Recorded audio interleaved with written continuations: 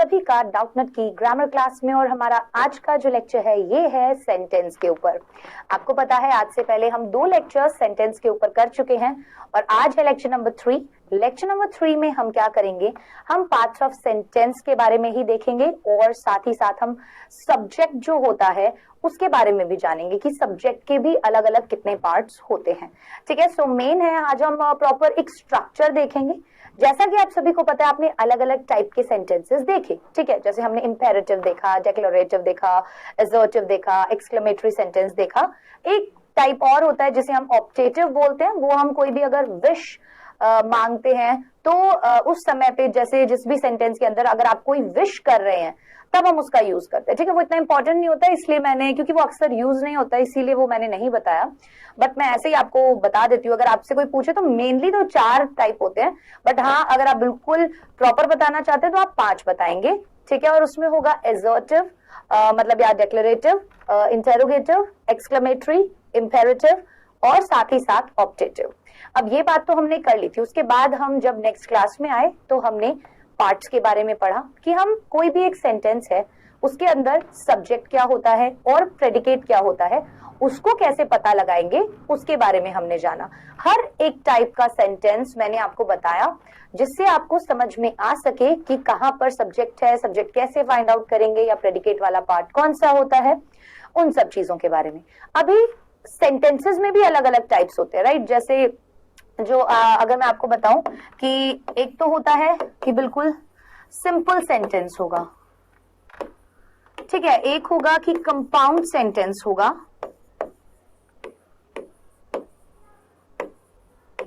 और एक होगा कि कॉम्प्लेक्स सेंटेंस होगा। ये बात आपको समझ में आई। तो इन्हीं तरीके के अलग अलग, साथ ही साथ अब सेंटेंसेस के अंदर और बहुत सारी चीजें होती हैं, जैसे सब्जेक्ट के अंदर और प्रेडिकेट के अंदर बहुत सारी चीजें होती है। जैसे फॉर एग्जांपल सेंटेंस में फ्रेजेस होते हैं, ठीक है, क्लॉजेस होते हैं, इनके बारे में भी मैं आपको बताऊंगी। कंजंक्शंस होते हैं, तो इनके बारे में ये टॉपिक्स वैसे आपको डिटेल में अलग से पढ़ाए जाएंगे। ठीक है, जैसे जैसे हमारी क्लासेस आगे बढ़ेंगी तो फ्रेजेस और क्लॉजेस प्रॉपर एक टॉपिक आपको अलग से भी पढ़ाया जाएगा, क्योंकि उनके भी और बहुत सारे पार्ट्स होते हैं। यहाँ पर केवल सेंटेंस के अंदर कितना यूज होता है एज इन हमें कैसे पहचानना होता है, तो वो चीज मैं आपको बताऊंगी। और उसके बाद कंजंक्शंस भी, कंजंक्शंस पार्ट्स ऑफ स्पीच में आएगा। सो आपको पता है एक सेंटेंस जो है उसके अंदर बहुत सारे पार्ट्स ऑफ स्पीच होते हैं, जैसे noun, pronoun, adverb, adjectives, verb, interjections, conjunctions, prepositions, ये सब हम टॉपिक वाइज हर एक टॉपिक को पढ़ेंगे। लेकिन अभी अगर हम बात करें तो एक सेंटेंस में अगर हमें पहचानना है तो वो हम कैसे पहचानेंगे, तो क्योंकि हम यहाँ पर एक वाक्य की बात कर रहे हैं, एक सेंटेंस की बात कर रहे हैं, तो एक सेंटेंस में जितनी भी चीजें होंगी उन सभी के बारे में आपको पता होना बहुत ज्यादा जरूरी है। अभी मैं आपको छोटा छोटा पार्ट बताऊंगी, जैसे ये फ्रेज है, ये क्लॉज है, उनकी डेफिनेशंस मैं आपको बताऊंगी। डरना नहीं है अगर प्रॉपरली आपको क्योंकि मैं वो वाला टॉपिक आपको आगे की क्लासेस में प्रॉपर तरीके से पढ़ाने वाली हूँ। ठीक है, सो उनको डिटेल में भी हम पढ़ेंगे, लेकिन अभी सेंटेंस में हमें उसका कितना जरूरत है हम उतना पढ़ेंगे। आइए शुरू करते हैं हमारी आज की क्लास। और सबसे पहले आप यहाँ पर देख सकते हैं कि एक टेबल आपको दिखाई दे रही है और इस टेबल के अंदर आप देख सकते हैं सिंपल सब्जेक्ट, कंपाउंड सब्जेक्ट और कंप्लीट सब्जेक्ट। सो जैसा कि हमने देखा था कि एक सेंटेंस जो होता है उसके अंदर 2 पार्ट्स थे, एक था सब्जेक्ट और एक था प्रेडिकेट, राइट। इन दोनों पार्ट्स के बारे में हमने बात की थी। सब्जेक्ट कौन होता है, जो कोई भी एक्शन कर रहा होता है या जिसके बारे में कोई बात कही जा रही होती है, और प्रेडिकेट क्या होता है, वो वाला पार्ट होता है जो हमें सब्जेक्ट के बारे में कुछ बता रहा होता है। ये वाला चीज हमने लास्ट क्लास में पढ़ी थी। अब सब्जेक्ट के भी अलग अलग पार्ट्स होते हैं, ठीक है, सब्जेक्ट भी आपको अलग अलग उसमें मिलेगा। कैसे कैसे सब्जेक्ट मिलेंगे, एक सिंगल वर्ड भी मिल जाएगा जो कि सिंपल सब्जेक्ट कहलाएगा। कंपाउंड सब्जेक्ट क्या होगा, उसमें बहुत सारी चीजें मिली हुई होंगी। ठीक है, समझना। सबसे पहले लिखा है सिंपल सब्जेक्ट। सिंपल सब्जेक्ट क्या होता है, the part of the sentence that is doing something और that is being talked about. Simple subject, simple subject क्या है, सेंटेंस का वो part that is doing something, जो कुछ कर रहा है, और या फिर that is being talked about, जिसके बारे में कोई बात की जा रही है। For example Lucas rode his bike, Lucas rode his bike. So यहां पर ल्यूकस जो है उसके बारे में बताया जा रहा है, ये काम कर रहा है। सो यहां पर केवल सब्जेक्ट जो है वो ल्यूकस है, ये एक सिंपल सब्जेक्ट है, ठीक है। एक चीज, एक इंसान के बारे में बताया गया कि ये इंसान जो है ये क्या काम कर रहा है, वो साइकिल चलाने का काम कर रहा है, बाइक चलाने का काम कर रहा है। ये बात हमें क्लियर हो गई, ये होता है एक सिंपल सब्जेक्ट। लेकिन अगर अब हम बात करें कंपाउंड सब्जेक्ट की, तो कंपाउंड सब्जेक्ट में क्या होता है, to or more simple subjects in a sentence, दो से ज्यादा सिंपल सब्जेक्ट्स हमारे सेंटेंस में होंगे। कैसे? जैसे nuts and tofu are good sources of protein. So यहां पर हमने किसके बारे में बात की, नट्स के बारे में और टोफू के बारे में। तो नट्स एक सिंपल सब्जेक्ट हो गया, टोफू दूसरा सिंपल सब्जेक्ट हो गया। ये यहां पर कंपाउंड सब्जेक्ट कहलाएगा क्योंकि यहां पर दो सब्जेक्ट्स हैं। कंपाउंड सब्जेक्ट क्या होता है, जहां पर दो या दो से ज्यादा सिंपल सब्जेक्ट्स हो। सो यहां पर दो सिंपल सब्जेक्ट्स हैं जो कि एंड से जुड़े हुए हैं, एंड कंजंक्शन से जुड़े हुए हैं। सो यहां पर नट्स एंड टोफू क्या है, कंपाउंड सब्जेक्ट कहलाएंगे। कहलाएंगे ये सब्जेक्ट, ये पूरा सब्जेक्ट है यहां पर, लेकिन ये कौन सा सब्जेक्ट है, कंपाउंड सब्जेक्ट है। इस बात का आप ध्यान रखिएगा। अब अगर हम बात करें कंप्लीट सब्जेक्ट की, तो देखना, the simple subject with all the words that describe it, वो सिंपल सब्जेक्ट जिसके साथ वो सारे वर्ड्स लिखे हुए हैं जो उस सब्जेक्ट को डिस्क्राइब कर रहे हैं। समझना मेरी बात, the black cat, the black cat, क्या लिखा है, द ब्लैक कैट। सो यहां पर बात तो है केवल कैट की, लेकिन इस कैट को डिस्क्राइब किया जा रहा है क्या कहकर, ब्लैक बोलकर, राइट। सो ब्लैक क्या हो गया यहां पे, एडजेक्टिव हो गया। क्यों? क्योंकि ये कैट की विशेषता बता रहा है कि कैट कैसी है, ब्लैक कलर की है। समझ में आई बात? सो यहां पर द ब्लैक कैट जो है वो क्या है, कंप्लीट सब्जेक्ट है। ओके, तो क्या होगा, कंप्लीट सब्जेक्ट कौन सा सब्जेक्ट कहलाएगा, वो सारे वर्ड्स जो मिलकर उस एक सिंपल सब्जेक्ट को डिस्क्राइब कर रहे हैं। यहां पर कैट को डिस्क्राइब कौन कर रहा है, द ब्लैक, राइट। तो आपको ये तीन चीजें समझ में आई। क्या मैंने अभी बताया आपको सब्जेक्ट के पार्ट्स के बारे में, कि अलग अलग टाइप के सब्जेक्ट्स हो सकते हैं। आप केवल ऐसे नहीं बोलेंगे कि केवल नट्स यहां पर सब्जेक्ट है या यहां पर केवल कैट सब्जेक्ट है, नहीं, द ब्लैक कैट यहां पर सब्जेक्ट है। सो भाई तीन चीज, simple subject, compound subject and complete subject. Simple subject में एक सिंपल सब्जेक्ट होता है जो काम कर रहा होता है या उसके बारे में बात की जा रही होती है। कंपाउंड सब्जेक्ट दो से ज्यादा सिंपल सब्जेक्ट से मिलकर ये बनता है। ध्यान रखना, यहां पर दो से ज्यादा सिंपल सब्जेक्ट्स नहीं है, यहां पर सिंपल सब्जेक्ट एक ही है, बाकी के जो वर्ड्स हैं वो इस वाले सिंपल सब्जेक्ट को डिस्क्राइब कर रहे हैं, इस वाले सिंपल सब्जेक्ट की व्याख्या कर रहे हैं। यहां पर दोनों ही सिंपल सब्जेक्ट्स हैं, कोई भी वर्ड इनकी व्याख्या नहीं कर रहा, इनको डिस्क्राइब नहीं कर रहा, इनकी क्वालिटी नहीं बता रहा, इनको मॉडिफाई नहीं कर रहा है। ये बात ध्यान रखिएगा। सो दो से ज्यादा, दो या दो से ज्यादा अगर सिंपल सब्जेक्ट्स हैं तो वो कंपाउंड सब्जेक्ट कहलाएगा, और अगर एक सिंपल सब्जेक्ट है और उसको कोई भी दूसरे वर्ड्स अगर क्या कर रहे हैं, डिस्क्राइब कर रहे हैं, तो वो क्या कहलाएगा, वो एक कंप्लीट सब्जेक्ट यहां पर कहलाएगा। क्लियर हो गई ये बात? ये टेबल आपको प्रॉपर्ली समझ में आ गई? आगे बढ़ते हैं। अब बात करेंगे प्रेडिकेट के बारे में, क्योंकि हमने सब्जेक्ट की बात की और मैंने बताया कि सब्जेक्ट और प्रेडिकेट दो होते हैं। तो हमने जब सब्जेक्ट की बात की तो हमने बता दिया कि तीन टाइप हो गए। अब प्रेडिकेट में भी ऐसा होता है, समझना। सिंपल प्रेडिकेट कैसा होता है, the part of the sentence that tells what the subject is और डज। वो भाग, वो हिस्सा सेंटेंस का, वाक्य का, जो हमें बताता है व्हाट द सब्जेक्ट इज, कि सब्जेक्ट क्या है, और या फिर हम बोले सब्जेक्ट क्या कर रहा है। समझ में आई बात? हमने यही तो बोला था, प्रेडिकेट वाला पार्ट कौन सा होता है, प्रेडिकेट वाला पार्ट वो होता है जो हमें सब्जेक्ट के बारे में कुछ बताता है या सब्जेक्ट का स्टेट ऑफ बीइंग बताता है, right. So the simple predicate contains only a verb. So इसीलिए जो सिंपल प्रेडिकेट होता है, क्या सिंपल प्रेडिकेट होता है, उसके अंदर केवल एक वर्ब होती है.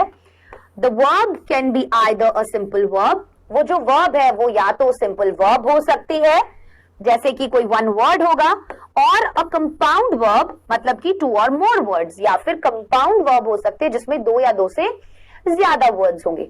एग्जाम्पल से समझना.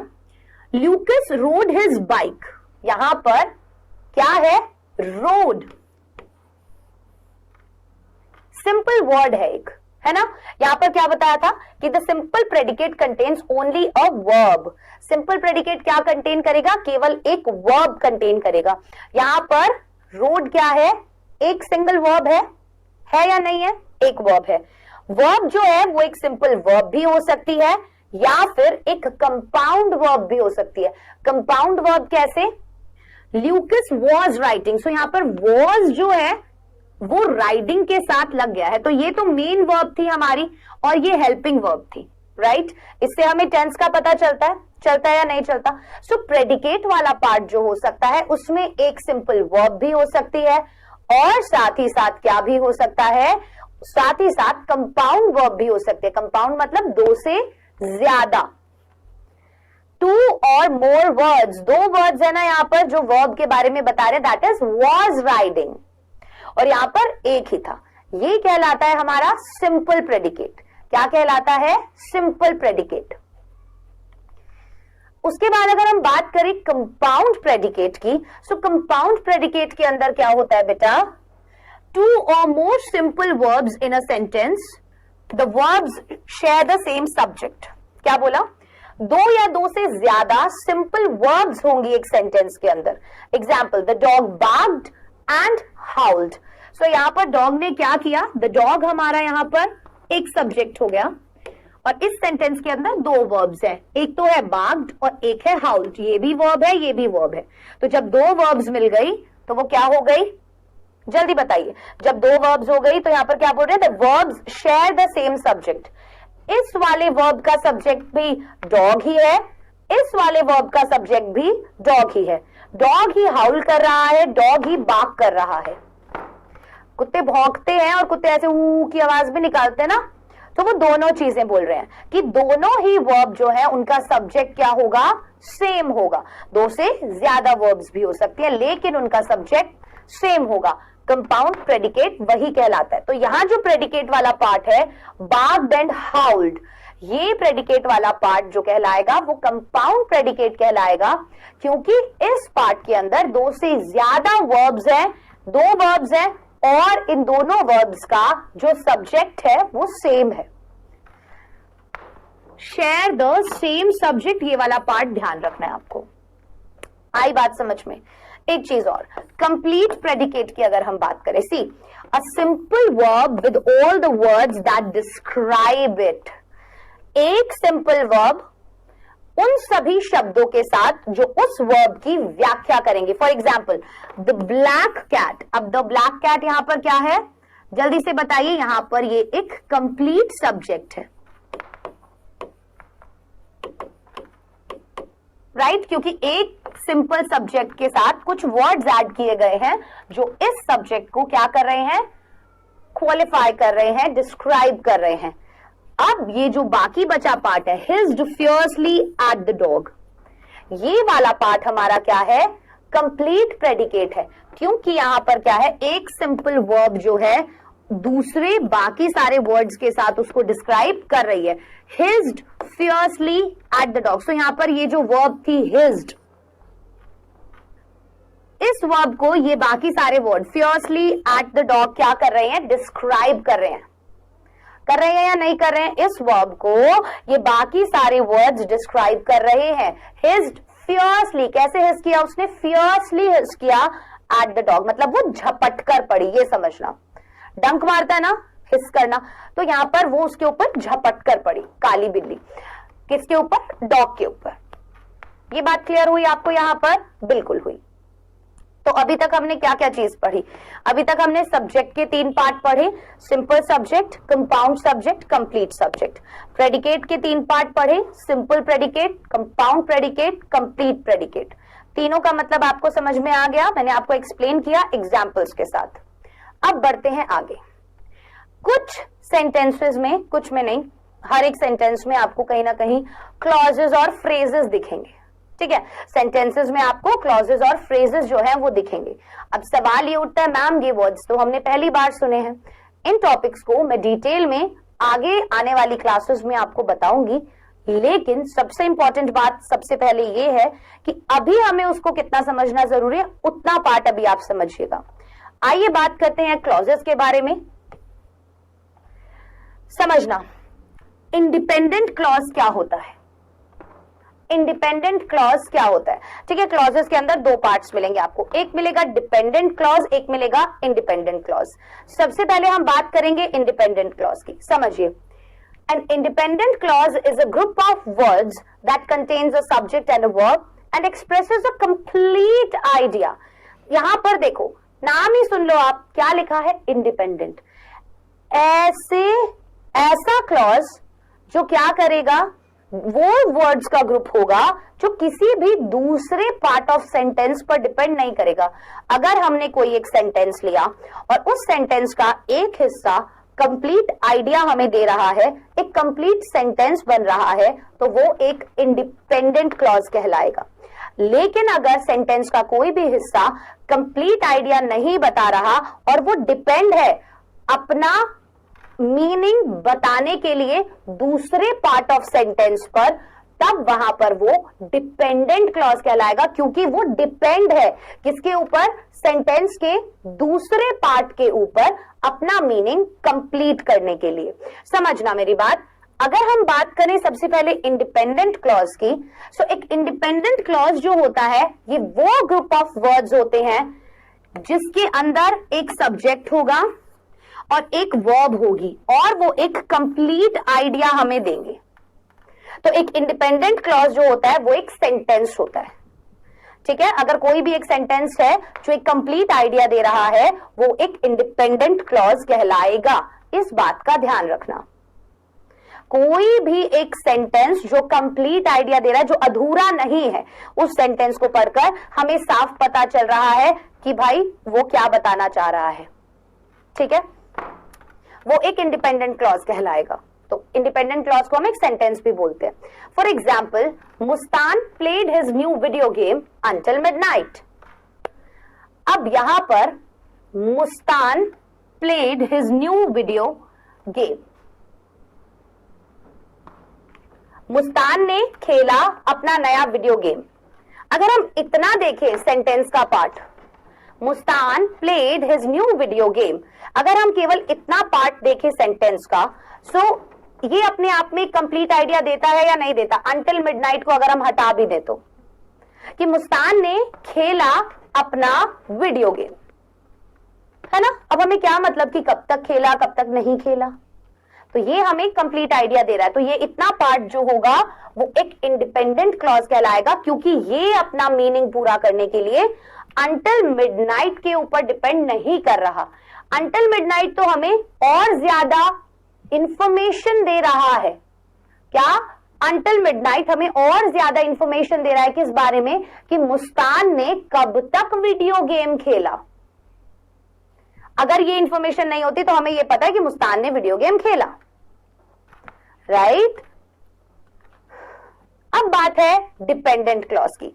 समझना, a dependent clause is a group of words that contains a subject and a verb but does not express a complete thought। देखो, इंडिपेंडेंट क्लॉज के अंदर हमने क्या बात की, इंडिपेंडेंट क्लॉज के अंदर हमने बात ये की थी कि भाई ये शब्दों का वो समूह होगा, ग्रुप ऑफ वर्ड्स होंगे जिसके अंदर एक सब्जेक्ट होगा, एक वर्ब होगा और वो एक कंप्लीट आइडिया हमें प्रोवाइड करेंगे। लेकिन डिपेंडेंट क्लॉज क्या होता है, वो भी ग्रुप ऑफ वर्ड्स होते हैं जिनके अंदर एक सब्जेक्ट होता है, एक वर्ब होता है, लेकिन वो कंप्लीट थॉट नहीं बता पाते। समझ रहे हो? अभी एक एग्जांपल देखेंगे। सो ये एक कंप्लीट सेंटेंस नहीं होता, एक डिपेंडेंट क्लॉज एक कंप्लीट सेंटेंस नहीं कहलाता, जबकि एक इंडिपेंडेंट क्लॉज एक कंप्लीट सेंटेंस कहलाता है। समझो, When Mustan played his video game until midnight। अब यहां पर क्या किया गया, जब यहां पर when लगा दिया गया,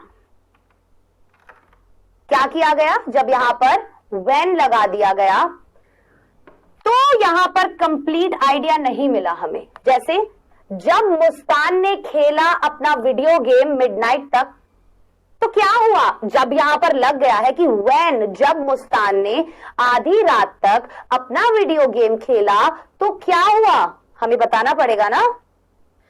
थॉट यहां पर कंप्लीट नहीं है, वरना यहां पर सब्जेक्ट भी है, यहां पर वर्ब भी है, लेकिन ये सेंटेंस एक कंप्लीट थॉट हमें नहीं दे रहा, इसीलिए ये एक डिपेंडेंट क्लॉज कहलाएगा। यहां पर अगर हम देखें तो अगर इतना पार्ट भी देखें तो भी ये एक कंप्लीट सेंटेंस है, अगर हम पूरा देखें तो भी एक कंप्लीट सेंटेंस है। तो ये पूरा भी एक क्या है, क्या है ये, एक पूरा एक इंडिपेंडेंट क्लॉज है। यहां पर हम क्या बोल सकते हैं, अंटिल मिडनाइट का यूज किया हुआ है, अंटिल मिडनाइट का यूज किया हुआ है, तो ये तो हमें एक एक्स्ट्रा इंफॉर्मेशन दे रहा है, तो ये कंप्लीट सेंटेंस ही।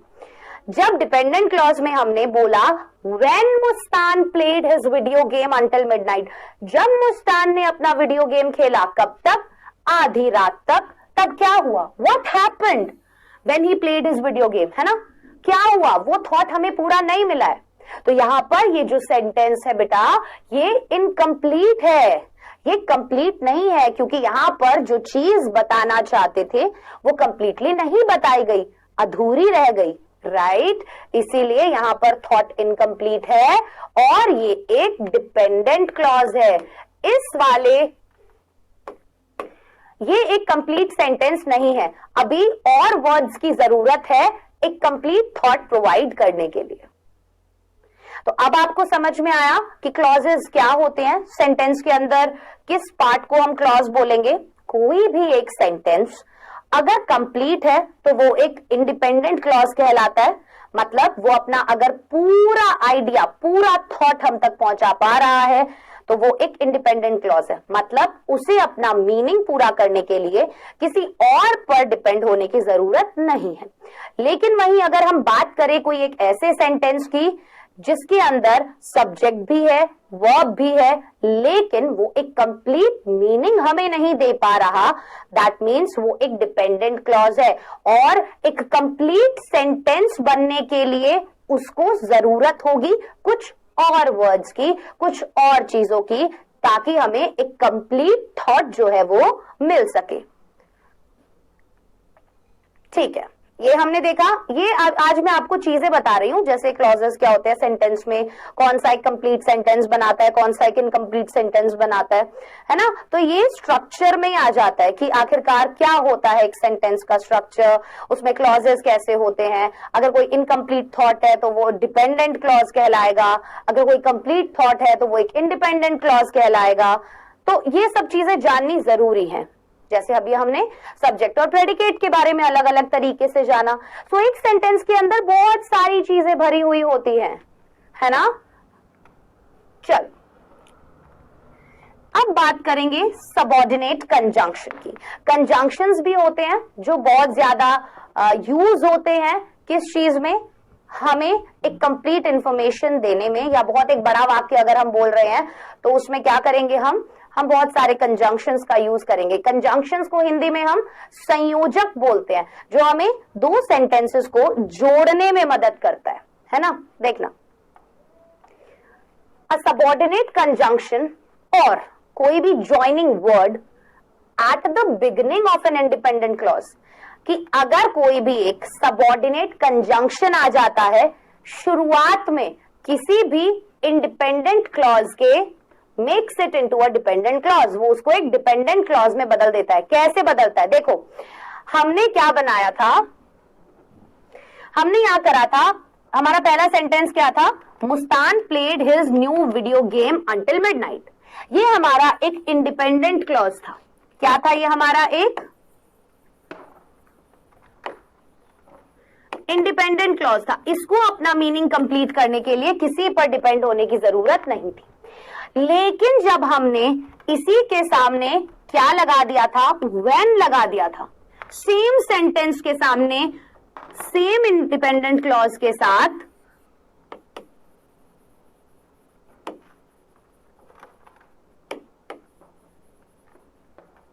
जब हमने क्या किया, when लगा दिया तब ये ऑटोमेटिकली डिपेंडेंट क्लॉज में बदल गया। when लगाते ही ये किस में बदल गया? डिपेंडेंट क्लॉज में बदल गया। तो यहां पर यही बोलेंगे कि सबऑर्डिनेट कंजंक्शन क्या होता है? ये वो ज्वाइनिंग वर्ड होता है जो किसी इंडिपेंडेंट क्लॉज के अगर हम पहले लगा देंगे तो वो उस सेंटेंस को एक डिपेंडेंट क्लॉज के अंदर चेंज कर देगा। ठीक है, देखो, when Mustan played his video game until midnight, he slept through his alarm and following morning. अब समझना, एक चीज यहां पर क्लियर हो जानी चाहिए। तो सीधी बात यहां पर ये हुई कि when Mustan played his video game until midnight, he slept through his alarm, लिख लीजिएगा यहां पर, his alarm the following morning, मतलब अगली सुबह वो सोता रहा। ठीक है, उसका अलार्म बजता रहा और वो फिर भी सोता ही रहा जब उसने आधी रात तक वीडियो गेम खेला। तो जब हमने यहाँ पर when लगा दिया तो हमारा जो इंडिपेंडेंट क्लॉज था वो डिपेंडेंट क्लॉज में बदल गया और उसका मीनिंग कंप्लीट करने के लिए हमें और वर्ड्स आगे ऐड करने पड़े। राइट, अब कुछ कॉमन सबऑर्डिनेट कंजंक्शंस जो आपको दिखाई देंगे जो इंडिपेंडेंट क्लॉजेस के सामने लगे होंगे, जैसे after, although, as if, because, before, even if, even though, if, in order to, since, though, unless, until, whatever, when. जैसे व्हेन का यूज मैंने अभी आपको समझाया कि इंडिपेंडेंट क्लॉज के सामने जब व्हेन लग गया तो वो डिपेंडेंट क्लॉज में चेंज हो गया, व्हेनेवर और वेदर। ये कुछ कॉमन है जो खास तौर पर यूज होते हैं और ये सबऑर्डिनेट कंजंक्शंस कहलाते हैं। ठीक है, अब हम बात करेंगे फ्रेज की कि एक सेंटेंस में फ्रेज क्या होता है, पहचानेंगे कैसे। समझना, क्लॉजेस और फ्रेजेस के और बहुत सारे पार्ट्स होते हैं जो हम आगे आने वाली क्लासेस में टॉपिक्स में पढ़ेंगे। A phrase is a group of words that does not express a complete thought, सबसे पहली चीज। दूसरी चीज, मे लैक अ सब्जेक्ट और अ वर्ब और बोथ। समझो, फ्रेज जो है वो ग्रुप ऑफ वर्ड्स होते हैं। कौन से ग्रुप ऑफ वर्ड्स होते हैं? सबसे पहला, जो एक कंप्लीट थॉट नहीं बताते, जो एक कंप्लीट थॉट नहीं बताते। दूसरा, उनके अंदर हो सकता है सब्जेक्ट भी ना हो या वर्ब ना हो या दोनों ही ना हो सकता है उसमें सब्जेक्ट ना हो सकता है उसमें वर्ब ना हो या हो सकता है उसमें दोनों ही चीजें ना हो। समझना, while resting on the beach, while resting on the beach, अब यहां पर क्या सब्जेक्ट है? जल्दी बताइए, नहीं है। अब क्या ये कंप्लीट थॉट दे रहा है हमें? किस दौरान? बीच पर सोने के दौरान। किस दौरान? बीच पर सोने के दौरान। अब आप इसमें कंफ्यूज मत हो जाना कि मैम ये क्लॉज भी तो हो सकता है डिपेंडेंट। समझिएगा, यहां पर जब मैंने क्लॉज की बात की थी तो उनके अंदर एक सब्जेक्ट और वर्ब का होना जरूरी है। उनके अंदर एक सब्जेक्ट होगा, वर्ब होगा, लेकिन उनमें डिफरेंस क्या था कि एक कंप्लीट थॉट देगा, एक नहीं देगा। फ्रेजेस के अंदर क्या होता है, या तो सब्जेक्ट नहीं होगा या वर्ब नहीं होगा या दोनों ही चीज नहीं होंगी और वो एक कंप्लीट थॉट भी नहीं देगा। जैसे while resting on the beach, क्या क्या while resting on the beach? ठीक है, बीच पर रेस्ट करने के दौरान क्या, तो ये एक फ्रेज होगा। इसीलिए आपको डिफरेंस पता होना चाहिए फ्रेज और क्लॉज में। ठीक है, this phrase lakhs a subject, यहां पर सब्जेक्ट नहीं है। मैंने यही बोला ना, कौन रेस्ट कर रहा है हमें नहीं पता, तो जब यहां पर एक सब्जेक्ट नहीं है तभी हमें पता चल गया कि एक फ्रेज है, क्योंकि ये एक इनकम्प्लीट थॉट दे रहा है और यहां पर सब्जेक्ट भी नहीं है। This phrase lakhs a complete idea. दूसरी चीज, यहां पर कोई आइडिया भी नहीं हमें पता चल रहा है कि कहना क्या चाह रहे हैं। जैसे क्या हुआ जब वो बीच पर रेस्ट कर रहा था, कौन बीच पर रेस्ट कर रहा था, तो ये क्या है, ये एक इनकम्प्लीट थॉट है। समझ में आई बात? जैसे मैं बोलूं कि Ram slept while resting on the beach. बीच पर रेस्ट करने के दौरान राम सो गया। सो राम स्लेप्ट, राम सो गया, ये एक इंडिपेंडेंट क्लॉज है अपने आप में, ये वाला पार्ट एक क्लॉज है। लेकिन वाइल रेस्टिंग ऑन द बीच क्या है? एक फ्रेज है। वाइल रेस्टिंग ऑन द बीच क्या है? एक फ्रेज है। और अगर हम वैसे देखें तो राम एक सब्जेक्ट है और slept while resting on the बीच एक प्रेडिकेट है, राइट? चलिए अब हम बात करेंगे सेंटेंस के स्ट्रक्चर के बारे में, ठीक है? और सेंटेंस का स्ट्रक्चर ही हम आगे आने वाली क्लासेस में भी पढ़ेंगे, समझिए। सिंपल सेंटेंस क्या होता है? A simple sentence is a group of words that can stand independently to express a complete thought. अब अगर हम बात करें एक साधारण वाक्य की, तो एक साधारण वाक्य क्या होता है? एक साधारण वाक्य शब्दों का वो समूह होता है जो अकेले खड़े रह सकते हैं और पूरा आइडिया हमें दे सकते हैं। इट हैज अ सब्जेक्ट, उसके अंदर एक सब्जेक्ट होगा, एक प्रेडिकेट होगा, and may have added phrases, और उसके अंदर और फ्रेजेस भी हो सकते हैं। फ्रेजेस क्या करेंगे? उस सेंटेंस के बारे में एक्स्ट्रा इंफॉर्मेशन हमें देंगे। जैसे अभी हमने देखा कि Ram slept while resting on the बीच, तो राम सो गया, लेकिन उसके बारे में एक्स्ट्रा इंफॉर्मेशन किसने दी? उस फ्रेज ने दी। किस फ्रेज ने दी? While resting on the beach. इसके बारे में और इंफॉर्मेशन हमें इस पार्ट ने दी, है ना? तो सेंटेंस स्ट्रक्चर ऐसा ही होता है कि एक सिंपल सेंटेंस जो होगा वो उसके अंदर एक सब्जेक्ट होगा, प्रेडिकेट होगा और भी बहुत सारे वर्ड्स होंगे उसके बारे में और इंफॉर्मेशन हमें देने के लिए। तो एक सिंपल सेंटेंस एक इंडिपेंडेंट क्लॉज कहलाता है। सिंपल सी बात है, सिंपल सेंटेंस को हम एक इंडिपेंडेंट क्लॉज भी कह सकते हैं। जैसे द रॉकेट एक्सप्लोडेड, तो इसके अंदर एक सब्जेक्ट है, एक वर्ब है और ये एक कंप्लीट थॉट हमें दे रहा है, तो ये एक इंडिपेंडेंट क्लॉज है। आईसी लिख रही हूं, right? The subject is the rocket, rocket subject है, predicate is exploded, exploded predicate है या वर्ब कह सकते हैं। The sentence expresses a complete thought, और ये सेंटेंस एक कंप्लीट थॉट भी हमारे सामने एक्सप्रेस कर रहा है। क्लियर? अब अगर हम बात करें कंपाउंड सेंटेंस की, तो कंपाउंड सेंटेंस कौन से सेंटेंस होते हैं? तीन टाइप के होते हैं, सिंपल, कंपाउंड और कॉम्प्लेक्स। सेंटेंस के तीन टाइप्स आपको पता चलेंगे, सिंपल, कंपाउंड और कॉम्प्लेक्स। समझना, कंपाउंड सेंटेंस कौन से होंगे? A compound sentence joins two or more independent clauses. Compound sentence के अंदर दो या दो से अधिक इंडिपेंडेंट क्लॉज होंगे। कौन से clause? Independent clause. Compound sentence के अंदर दो या दो से अधिक इंडिपेंडेंट क्लॉज होंगे और वो किससे जुड़े हुए होंगे? कोऑर्डिनेटिंग, कोऑर्डिनेटिंग कंजंक्शन जो होते हैं जैसे एंड, बट, फॉर, और, सो, येट, इनसे जुड़े होंगे। और a semicolon is used to join these two equal clauses, या फिर एक सेमीकोलन का यूज किया होगा इन दो इंडिपेंडेंट क्लॉजेस को जोड़ने के लिए। समझना, the rocket exploded but the experimental satellite was salvaged. The rocket exploded एक independent clause है, the experimental satellite was salvaged ये दूसरा independent clause है। ये अपने आप में एक complete meaning दे रहा है, ये अपने आप में एक complete meaning दे रहा है, लेकिन ये जुड़े हुए हैं but से। तो क्या होगा? ये एक कंपाउंड सेंटेंस कहलाएगा क्योंकि इसमें दो इंडिपेंडेंट क्लॉजेस हैं और ये एक कोऑर्डिनेटिंग कंजंक्शन के साथ जुड़े हुए हैं। ये एक कोऑर्डिनेटिंग कंजंक्शन के साथ जुड़े हुए हैं।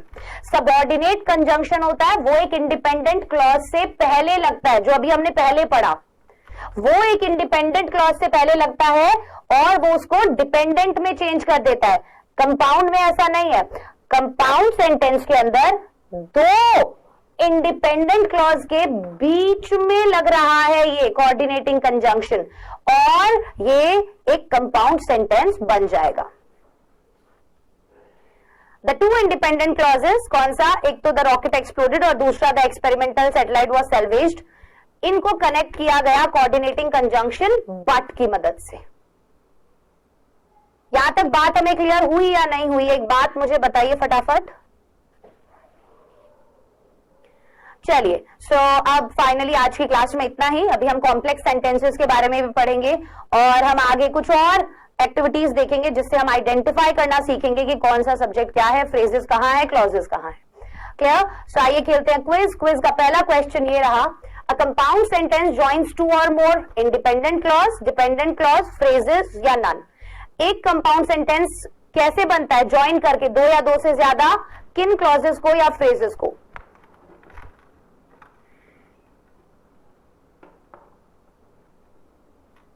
Next question. A simple sentence is a group of words that can stand independently to express a complete thought, incomplete thought, both या none.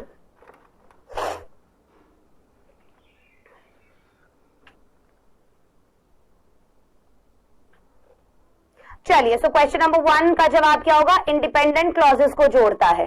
दूसरा, सिंपल सेंटेंस वो ग्रुप ऑफ वर्ड्स होते हैं जिसके अंदर दैट कैन स्टैंड इंडिपेंडेंटली, जो अकेले खड़े रह सकते हैं एक कंप्लीट थॉट देने के लिए। ठीक है, सो आज हमने सेंटेंस का